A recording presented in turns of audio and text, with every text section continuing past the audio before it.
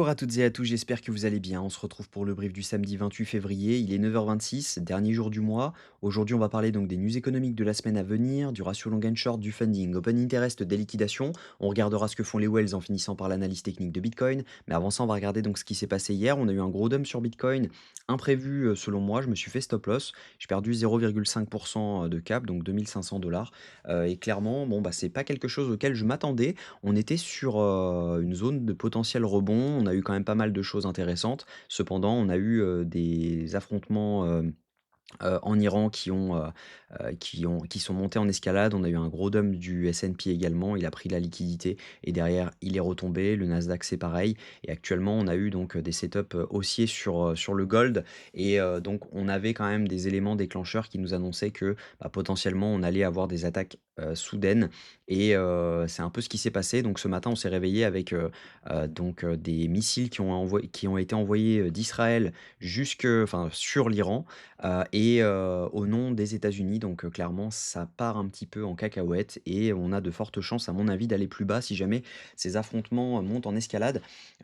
Clairement faites bien attention, n'allez pas forcément long, en FOMO. On a des news, importantes qui vont arriver, faites bien attention. Il vaut mieux à mon avis prioriser, des trades à partir de lundi et ne pas forcément trader ce week-end parce qu'on risque d'avoir pas mal de volatilité.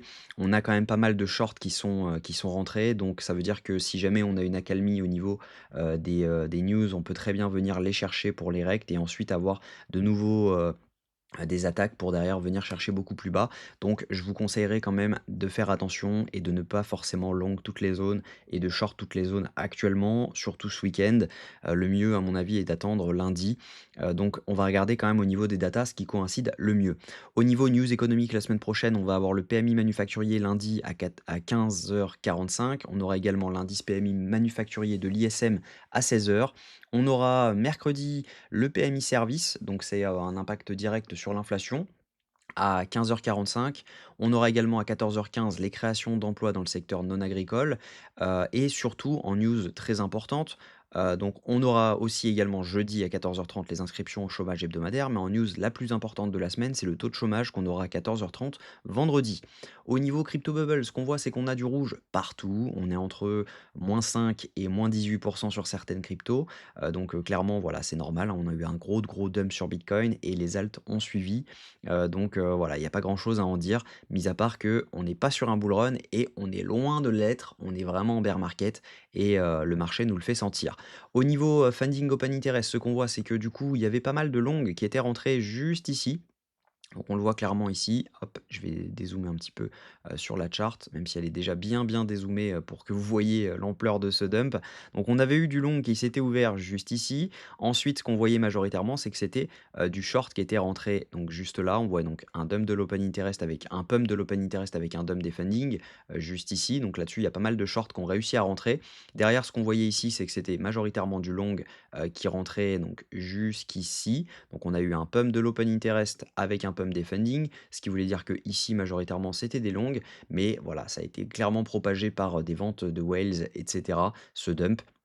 Et ce qu'on voit, c'est qu'il y a quand même beaucoup de gens qui ont réussi à rentrer en short dans cette zone et derrière, bon, bah, voilà, il y en a, ils sont rentrés un peu tard, donc ils sont rentrés sur cette zone-ci et logiquement, ils se sont fait sortir lorsqu'on a fait ce plus haut juste là.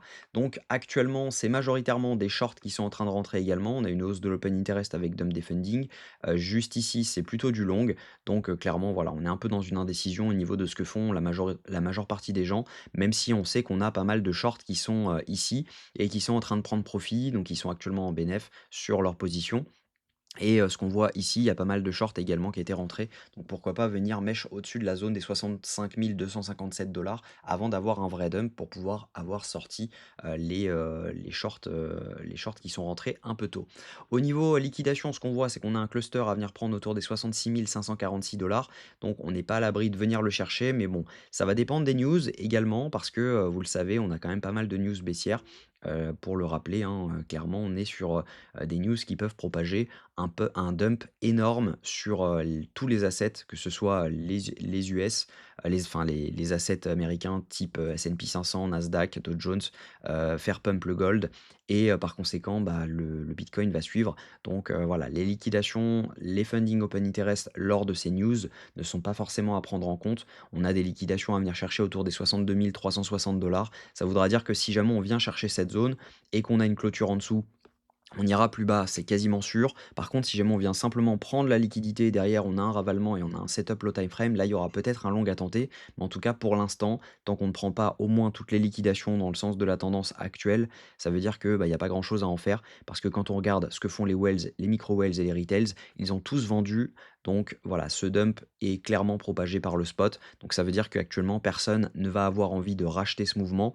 Et si personne n'a envie de le racheter, clairement, on peut continuer à dump tranquillement jusqu'aux, zones clés. Donc les zones clés, je vais vous les donner en daily. Donc actuellement au niveau H4, si jamais on clôture sous cette zone, je pense que ça pue clairement, hein. Si jamais on commence à clôturer sous cette zone, ça voudra dire qu'on va revenir tester un IFVG pour derrière aller beaucoup plus bas et donc les zones clés, dans, les zones daily, donc on regarde au niveau daily, on est là-dessus, donc on a la zone OTE qui est juste en dessous et quand on regarde juste ici, on voit que donc là, on avait donc un order block à venir chercher qu'on avait déjà fill. On a un order block également qu'on avait déjà fill. On n'a pas de FVG. Donc logiquement, bah, on n'a pas vraiment de zone d'intérêt sauf sous cette zone. Donc clairement sous les 52 553 $. Donc je ne veux pas vous effrayer, mais voilà, le prochain FVG, le prochain gros FVG qu'on a, si jamais je me mets en weekly, vous allez le voir, il est juste ici. Et clairement, bon, bah, voilà, il apparaît entre les, 43 947 $ et les 47 667 $. Ça voudra dire que, bah, potentiellement, si on veut chercher un rebond en spot pour pouvoir accumuler du bitcoin, ce sera dans cette zone, personnellement, moi, que je le ferai et sans cette zone, je n'accumulerai pas en spot. Donc voilà, vous vouliez avoir ma target sur, des achats spot, ce sera celle-ci et il est fort probable que nous y allions, même si jamais on n'y va pas, directement la semaine prochaine dans les mois à venir, dans les semaines à venir, à mon avis, on ira y faire un tour et il est très probable que j'achète du Bitcoin dans cette zone. Et si jamais on a des setups intéressants dans cette zone, j'ouvrirai des swings également et sans doute des scalps ensuite sur le mouvement à venir. Donc voilà, la zone à aller chercher, ça ne veut pas dire qu'il faut short pour aller chercher cette zone actuellement. On n'est pas du tout en train de dire que on va y aller dans les jours à venir, mais à mon avis, dans les mois à venir, semaines à venir, on ira y faire un tour. Donc il va falloir être attentif à la clôture, donc sous les 62 500 $. Si jamais on fait une clôture sous cette zone, on validera un changement de tendance daily et donc par conséquent, on pourra aller beaucoup, beaucoup plus bas. Donc ce sera même un break of structure parce qu'on n'avait pas encore de changement de tendance. Donc on aura notre break of structure juste ici. On pourra revenir chercher donc le FVG qu'on aura créé et derrière pouvoir repartir un peu plus bas. Donc faites bien attention à vous. N'allez pas forcément trade ce week-end, il n'y a pas de setup. Il y a des et même si jamais il y avait des setups, ils peuvent être complètement annulés par, les news, de guerre et cetera qu'on a actuellement. Donc prenez soin de vous, faites attention, limitez votre risque et faites attention à votre capital parce que c'est pas du tout le moment pour prendre des risques sur, votre capital actuellement en trade avec levier. Donc voilà, je vous souhaite une très bonne journée. On se retrouve demain à la même heure. Prenez soin de vous. Bon week-end.